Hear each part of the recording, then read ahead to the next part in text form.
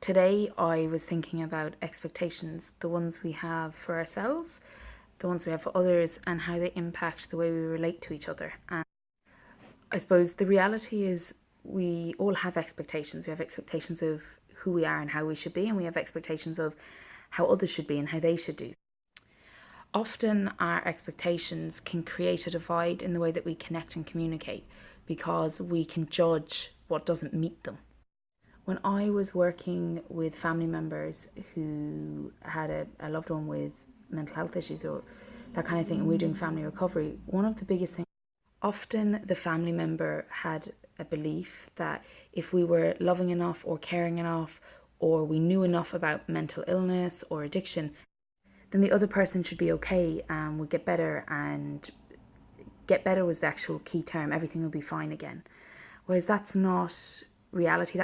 So there's the expectation that if I do enough, the other person will be a certain way. But there's also the expectation that the other person will be different to how they are. And that caused a lot of...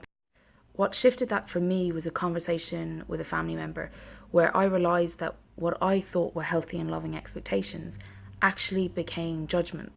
What I mean by that is that it felt like pressure and it felt like failure to her when she didn't meet my expectations.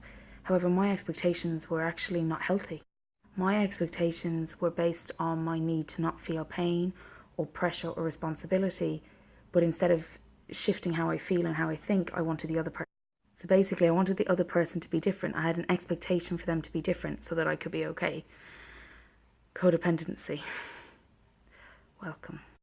Now what I try to do around expectations is if I have some that are of another person or are of myself and they're impacting my ability to relate or be, and even more than honest, authentic, if they're impacting me not being able to be kind of true to myself, then I try my best to have that discussion, or at least to come to terms with what's my responsibility in the situation.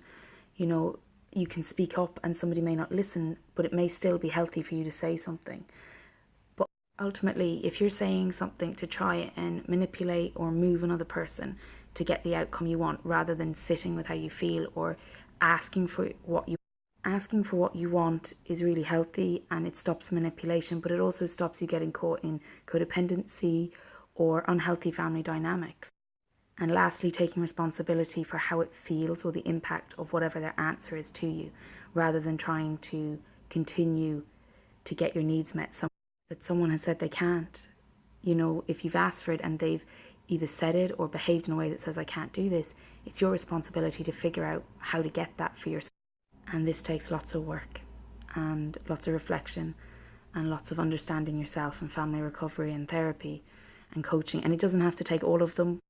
It doesn't need to take all of them. But if you're naturally inclined to try and change another person first, it will probably require some external support for you.